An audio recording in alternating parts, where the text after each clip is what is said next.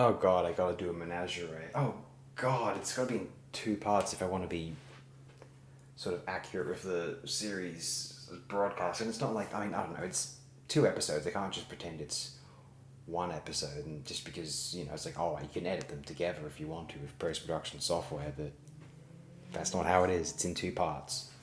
So like when I did the Doctor Who retrospective, and I did all of that in its individual parts rather than as sole sort of omnibus pieces, because you kind of had to know the pain in a respect and sort of the issues that was kind of forcing these Doctor Who storylines into structured 4 part or 6 part serials.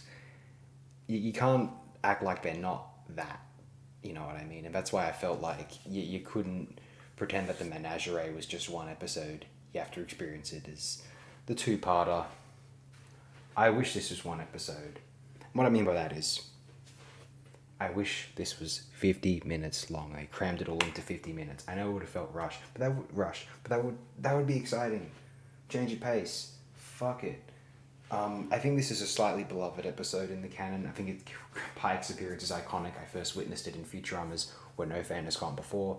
We'll get to that in that retrospective, hopefully relatively soon in the future.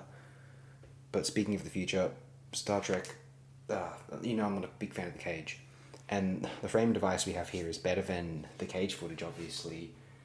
It's kind of interesting, but I don't like courtroom dramas. They're dull. It's just sort of like, scaffolds of Western drama, fucking dull, banal history, end of history nonsense, high school English class triviality.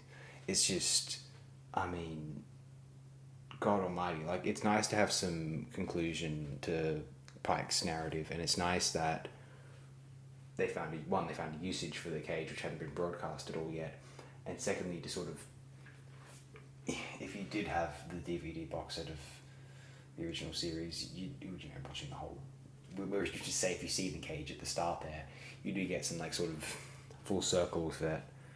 I can only imagine how much better this would have been for people who had never seen the cage. But given that I watched this series on DVD initially, having seen the cage before, I'm thinking, yeah, it's kind of so, isn't it?